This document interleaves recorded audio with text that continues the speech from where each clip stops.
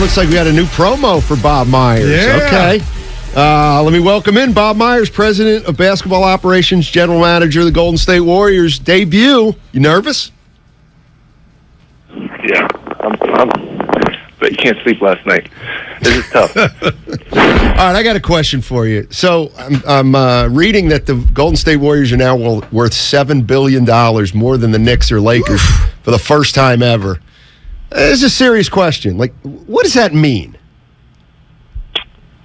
Depends on who you're asking. I guess you're asking me, right? What does it mean? Yeah. It's great. I mean, I think how I hear that is I know who we were growing up and kind of how we were viewed franchise-wise. The money depends on how you choose to value money. The money part's great. It's a sense of value. That's what people put value in the society. A lot of it's based on the money you're worth. But I look at it more as far as our brand and how respected it is, and it signifies that to me. But it can mean whatever it wants to mean. I think it's symbolic of what Joe and the ownership group, the bet they made when they bought the Warriors. I think it was at $450 was the most that had ever been paid for a team. So it's a hell of an investment, and they earned it. And the people that back that up financially have done extremely well, and that's because most of them are really smart and already had a lot of money, I guess, in the first place. But what a great bet, and it's tremendous. I guess that also allows us, if you're asking the GM, one reason why we get to spend a lot of money, I guess, is we're worth a lot of money.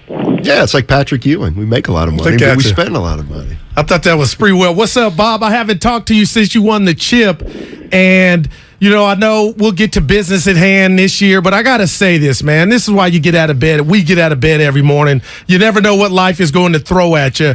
You were on Damon and Ratto, might have been Bonte and Shasky, and you said before last year's playoff debut against Denver, to paraphrase, you and Coach Kerr were kind of like, you kind of knew where the team was at, but you didn't know if you were going to win it all.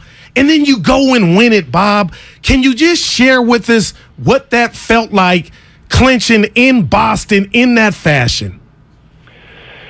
Man, I think what I said and meant, and hearing you paraphrase it, is that we didn't know our team. And that's pretty unusual heading into the playoffs to not know what you are and what you're not.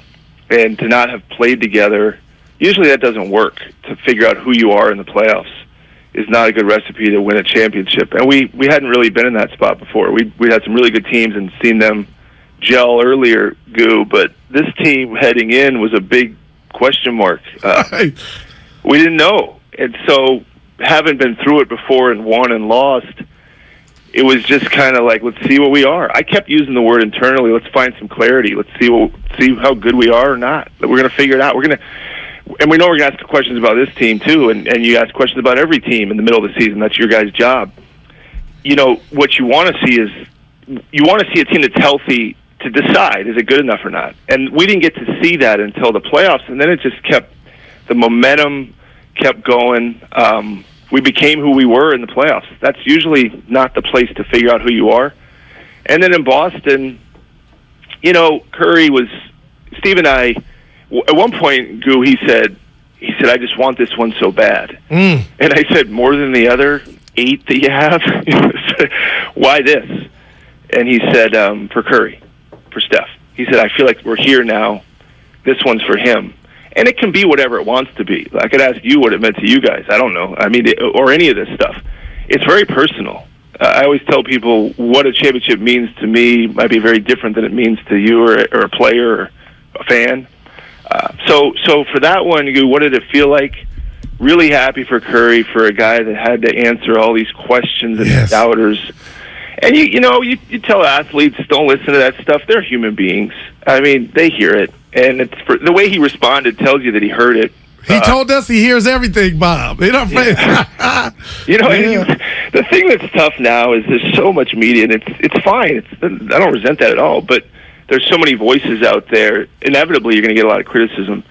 And how do you move through that? Do you ignore it? Do you let it motivate you? And Steph, he's heard it, though. It's not the first time. And for him to kind of come out on top and answer a lot of those things was really, for me, I guess, I love seeing that.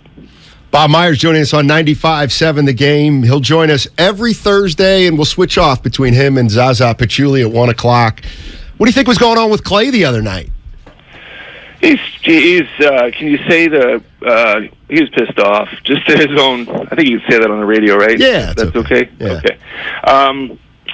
He's frustrated. He's not playing the amount of minutes, and that's not directed at our training staff or Steve. It's just what's going on. And he holds himself to a pretty high standard, hates to lose, hates to not play well, and that's how it came out. And the guy's been through a lot. There's other stuff going on that he's going through, and it came out in that way. And so that's what we saw. And it happens. I'm surprised he took that long to get kicked out of a game. A lot of people are on edge these days, I feel like. There's a lot of that going on. So short off season, I don't know. But so, he definitely, I think that was his competitiveness, and he takes a lot of pride in what he does, and he was watching somebody compete at the same level, and I think he got frustrated. But look, we got 78 more games. He'll have a chance to get back to where he can get to. Bob, so we're 4 games in, and you talked about that media vessel, that medium, and everybody's going crazy. I'm not, Bob. You know I'm taking a deep breath. It's early, 2-2. But I told Steiny this morning in the green room, I said, I'm going to ask Bob, we haven't seen this team complete. When can Warrior fans expect Iggy back? Yeah, that's a good question. I'm not allowed to say because he wants to say it. So I think he did media today. And he said he'll let you know. Yeah. I got to give him that respect, though, Guru. We're all on edge. We're all on the edge of our seat, Bob. See, Simon, I know that. I hear the sarcasm in that. There you look at it. He knows you. I appreciate you not panicking, though, Guru. Simon, he doesn't care one way or the other, so it's fine. No. Hey, let me ask you this, and I don't know how well I'm going to formulate this question, but I'm going to try it anyway. Yeah. Steph Curry alluded to it 2-3 weeks ago that you have a lot of stuff going on. You have the Draymond Poole aftermath, and he said this very upfront. He said you got young players trying to make a name for themselves. There's some guys want contracts, some guys just got contracts. So people ask me, what do you think, Warriors? And I said, it just feels like they're not as together. It feels like we're starting to see, let's face it, the beginning of the end. People get very upset about that. But my question to you is, how do you know when something is too big to overcome? And how do you know when something is something you can overcome and still win a title? Not yet. Not yet. But you do know, I can't say what day or month of that season that is. But, it's like a football team, week 12 or 13, you have an idea, even though sometimes you end up being wrong. If you had asked me at certain points last year, Matt, after going 18-2, everybody started saying, this team might win it. Right. And then we went on a little rut. I don't know if we're 500 the last 20 games, and a lot of people thought we'd be out in the first round. And that's not a shot at anybody. We had internal discussions like, geez, this could be rough playoffs. We weren't playing well. I think what you're, in a basic level, I don't know what this team is yet. And I don't think anybody knows what their team is yet, 4 games in. But at some point you find out. And a lot of times around the trade deadline, last year we talked about getting a big, and we looked at it and we thought Wiseman was coming back, and we thought we do need one, but we thought it would be James. And it turned out we didn't. And not that that's some genius stroke. Right. It's more like you don't know sometimes, and you fall back on what you do know. So what do I know? The starting unit's pretty good. They're good. They have proven to be good. Clay will get back to where he was at the end of last season. I believe that. Draymond's already playing pretty well. Looney's Looney. Stuff looks in great shape out of the gates. Wiggins has played really well.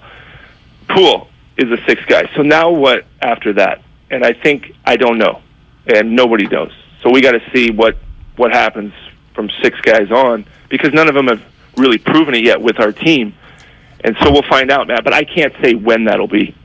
Hey, Bob, so, you know, what we do here is not obviously the NBA, but I got a boss. I got a Steve Kerr. I got a Bob Myers. He'll call me in and say, hey, you're being too hard on Steinmetz. Ease up. You know, I'm like, okay, I'll do that. So I go do that. My question is about the youngsters, Moody, Wiseman, and Kuminga. I'm a Kuminga fan, but, Bob, when I'm watching, I can tell there's some days, you know, he doesn't get the minutes. Outside of, you know, doing it on the court, what can one of those younger guys do to kind of earn that trust? Is it just all how you perform on the court? No, but it's, you know, you do all the stuff off the court, Goo, and hopefully it shows up on the court. And Andre's really done a lot to take Kuminga under his wing lately. You guys don't see that stuff. You wouldn't. There's no way you could. That really matters. And people say, why'd you sign Iguodala? There's no one else that can kind of grab him and do that. You know, there's somebody that could, I suppose, but nobody we think as good as Andre. It kind of showing him how to be a pro. He's pretty young. I mean, he's just turned 20, and it's a little bit tougher with us as a young guy. We don't throw our young guys out there for 30 minutes and watch them make 25 mistakes. They get a short window, and when it doesn't work, they got to sit down, and that's tough. And it doesn't mean he also has a ring. So as a young player, you either probably get too long a leash, Goo, or too short a one. It's never perfect. And then eventually you got to sink or swim at some point in your career. But you'll get it at some point in your career, and at some point with us, Jonathan will get bigger minutes. I believe that because that's just how the season goes. But until then, it's just the path of a young player. Very rarely do people walk in. I mean, Matt knows he was writing stories when AC Law was finishing games and Curry wasn't. That happens. People don't. That's a fact. And so you look back and you kind of smile at that. But he was playing, though. Steph was playing, but those teams weren't very good. So it's all. Even when we drafted Clay, we threw him out there. That team wasn't good either. We started getting better, but also those guys had more school, more college. So everybody has a different path. The challenge for us is how do you keep guys' confidence? How do you keep them focused? And our coaching staff and player development is constantly doing that stuff. You don't see that stuff, but that's where we hope when he does get the big minutes, it shows up on the floor. All right, Bob. Appreciate it, man. Thanks. Looking forward to the next one in a couple weeks. All right, guys. Thanks a lot. Thanks, guys.